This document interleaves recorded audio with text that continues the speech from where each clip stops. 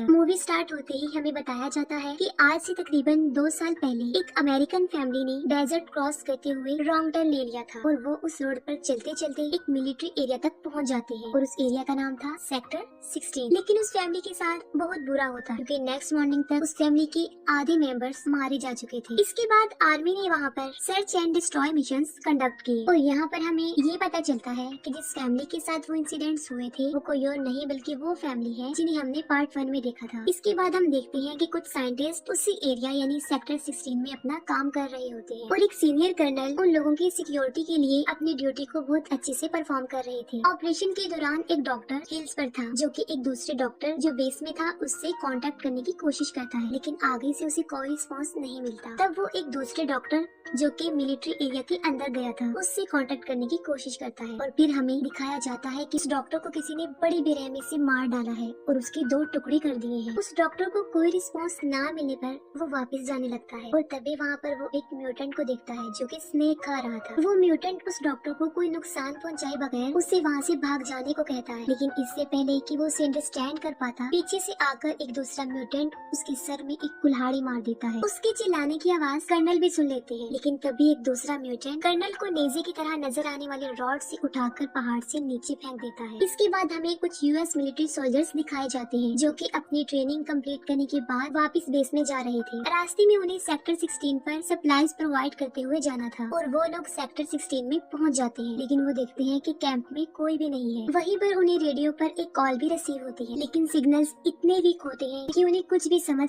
नहीं आती। और तभी वो एक हिल्स पर मेयर सिकल को नोटिस करते हैं। उसे देखकर उन सबका लीडर सार्जेंट की समझता है कि शायद वहाँ से कोई मदद मांगने की कोशिश कर रहा है और वो फौरन सबको सर्च एंड रेस्क्यू मिशन का ऑर्डर दे देता है। सार्जेंट उन सब सोल्जर्स को लेकर अपने मिशन के लिए आगे बढ़ जाता है और 2 सोल्जर्स जिसमें मेल सोल्जर का नाम नेपोलियन और फीमेल सोल्जर का नाम एम्बर होता है वो उन्हें वहीं पर छोड़ देता है, इसलिए कि अगर वहाँ पर कोई आ जाए तो। आगे बढ़ते हुए उन सोल्जर्स में से एक सोल्जर एक बहुत बड़े डिज में गिर जाता है जिससे उसका घुटना फ्रैक्चर हो जाता है और अब वो ठीक से चल नहीं पा रहा था, जिस पर सार्जेंट उसे वापस कैंप पर जाने के लिए कहते हैं। दूसरी तरफ नेपोलियन वॉशरूम में जाता है और टॉयलेट में वो हाथ देखकर डर जाता है और चिल्लाते हुए बाहर आ जाता है। एम्बर जब जाकर चेक करती है तो वहाँ पर टॉयलेट में वो एक डॉक्टर को देखते हैं जो कि उस मिशन का हिस्सा था और वो उन दोनों से हेल्प मांग रहा था। उसे देखकर वो काफी घबरा जाते हैं। वो दोनों उसे बाहर निकाल लेते हैं और उसकी बॉडी को साफ करते हैं और देखते हैं कि उसकी बॉडी पर बहुत ज्यादा कट्स लगे हुए हैं और यकीनन ये काम उन्हीं म्यूटेंट्स का था और उन म्यूटेंट्स ने उसे इन्फेक्शन से मरने के लिए उस जगह पर छोड़ दिया था। उस डॉक्टर की हालत काफी खराब थी। वो बस ये कहता है वो यहाँ है और ये कहते ही वो फौरन मर जाता है। एम्बर और नेपोलियन काफी डर जाते हैं, लेकिन तभी वो देखते हैं कि किसी ने उनके ट्रक को आग लगा दी है। तब वो जल्दी से अपनी गन्स उठाने के लिए भागते हैं, लेकिन वो देखते हैं कि उनकी गन्स भी गायब थी, उनकी गन्स भी वहाँ पर नहीं थी। तब एम्बर उसे कहती है कि वो भी बाकी सोल्जर्स के पास ऊपर जा रही है, लेकिन नेपोलियन वहाँ जाना नहीं चाहता था, वो नीचे रहने को ही प्रेफर करता है। एम्बर अभी थोड़ी ही दूरी पर जाती है कि एक म्यूटेंट उसे पकड़ लेता है। ये सब कुछ नेपोलियन भी देखता है और वो हेल्प के लिए उसकी तरफ भागता है। एम्बर उस म्यूटेंट का मुकाबला करती है और उससे बचने की काफी कोशिश करती है और तभी म्यूटेंट उसे ले जाने की बजाय उसे मारने की कोशिश करता है, लेकिन तभी पीछे से एक गोली आकर उस म्यूटेंट के शोल्डर में लग जाती है और वो जल्दी से एक होल में चला जाता है। और वो गोली चलाई थी उसी सोल्जर ने जिसका घुटना फ्रैक्चर हो गया था और वो नीचे आ रहा था। एम्बर जब उस सोल्जर को देखती है तो वो उसकी तरफ भागती है, लेकिन तभी वही म्यूटेंट एक दूसरे होल से उस सोल्जर को पकड़ लेता है और वो उसे अंदर खींचने लगता है। एम्बर उसे बचाने की कोशिश करती है और इतनी ही देर में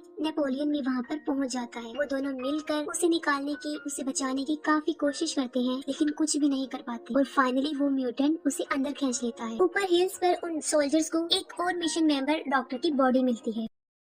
ये देखकर वो लोग काफी अलर्ट हो जाते हैं और अब वो शूट करने के लिए बिल्कुल रेडी थे। वो लोग आगे बढ़ते हैं और पीछे से एक म्यूटेंट एक सोल्जर पर अटैक कर देता है। वो लोग बगैर कुछ सोचे समझे फायरिंग करना शुरू कर देते हैं। फायरिंग के दौरान सार्जेंट अचानक से सामने आ जाता है और गोली उसे लग जाती है। सार्जेंट को गोली लगता देखकर वो सब काफी घबरा जाते हैं। वो सार्जेंट को बचाने की काफी कोशिश करते हैं, लेकिन वो मौके पर ही दम तोड़ देता है। इसी दौरान एम्बर और नेपोलियन भी वहाँ पर पहुँच जाते हैं और ये पूछने पर कि वो सोल्जर जो नीचे गया था कहाँ है, तब वो बता देते हैं कि उसे भी वो म्यूटेंट्स ले गई है। उन्हें पता चल चुका था कि अब वो काफी बड़ी मुश्किल में फंस चुके हैं, क्योंकि उन्हें अपनी मदद आप करनी थी और कोई सीनियर सोल्जर भी उनके ऊपर नहीं था जो उन्हें लीड करता। वो सार्जेंट की डेड बॉडी को वापस कैंप पर ले जाने का सोचते हैं। ये करने के लिए उन्हें सार्जेंट के साथ एक सोल्जर को रस्सी की मदद से नीचे उतारना था, और ये करने के लिए वो सोल्जर हामी भर देता है जिसकी गोली से सार्जेंट मरा था। वो सोल्जर सार्जेंट की बॉडी को लेकर बड़े ध्यान से नीचे उतर रहा होता है, जबकि बाकी सोल्जर्स ने रस्सी को पकड़ा हुआ था। और तभी देखते ही देखते रस्सी टूट जाती है और सार्जेंट के साथ उस सोल्जर की भी मौत हो जाती है। फिर वो नोटिस करते हैं कि रस्सी टूटी नहीं बल्कि काटी गई है। अब उन्हें इस बात का रियलाइज हो चुका था कि कोई एक एक करके उन्हें अपना शिकार बनाकर मारता जा रहा है। काफी समझदारी का मुजाहिरा करते हुए वो लोग वहाँ से नीचे उतरते हैं। रास्ते में उन्हें कर्नल मिलता है जिसकी हालत काफी खराब थी। तब वो कर्नल से इस जगह से निकलने का रास्ता पूछते हैं और वो कहता है कि सिर्फ माइंस के जरिए ही वो लोग यहाँ से निकल सकते हैं, और वो उन्हें ये भी बताता है कि वो म्यूटेंट्स सबको मार डालेंगे, लेकिन लड़कियों को वो अपनी ब्रीडिंग के लिए पकड़ कर ले जाएंगे। तब वो लोग गुस्से से उससे पूछते हैं कि आखिर उनसे कैसे बचा जा सकता है, और कर्नल सिर्फ एक ही वर्ड बोलता है, सिंपल, और ये कहते ही वो खुद को शूट कर लेता है। एम्बर और मिसी बैठी होती हैं। वो इसलिए बैठी थी क्योंकि ये म्यूटेंट्स को पकड़ने के लिए बिछाया गया ट्रैप था। तभी एक म्यूटेंट पीछे से आकर उन्हें पकड़ने लगता है और सब सोल्जर्स गोलियों की बारिश कर देते हैं और वो मर जाता है। मिसी जो कि बाकी सोल्जर्स से अलग होती है और उसे एक म्यूटेंट उठाकर ले जाता है। मिसी के बाकी साथी उसके चिल्लाने की आवाज सुन लेते हैं और उस आवाज को फॉलो करते करते वो माइन तक पहुंच जाते हैं। उनमें से एक सोल्जर उन लोगों के साथ आगे माइन में नहीं जाना चाहता था और वो उन्हें छोड़कर अकेला ही वहाँ से चला जाता है, लेकिन बाहर अकेला वो ज्यादा देर तक जिंदा नहीं रहता। एक म्यूटेंट उसे हिल्स के बीच से पकड़ लेता है और उसका एक हाथ ही उखाड़ देता है और उसे पहाड़ी से नीचे फेंककर मार डालता है। वो लोग माइन में काफी आगे तक निकल आते हैं और तभी नेपोलियन और एम्बर एक डिच में गिरकर नीचे एक सीक्रेट जगह पर चले जाते हैं और दोनों बेहोश हो जाते हैं। बाकी जो सोल्जर रह गए थे वो किसी तरह उन तक पहुंचने की कोशिश करते हैं। दूसरी तरफ वही म्यूटेंट बेटा अब एम्बर को पकड़ लेता है। तब नेपोलियन एक पत्थर से उसके सर पर कई बार वार करके उसका सर कुचल के उसे मार डालता है, और इतनी ही देर में एक और म्यूटेंट वहाँ पर आ जाता है जो कि ब्लाइंड था। वो बस उनकी स्मेल से ही उन्हें महसूस कर रहा था। उससे बचने के लिए वो दोनों एक सीक्रेट डोर से नीचे गिर जाते हैं और वहाँ पर उन्हें एक और म्यूटेंट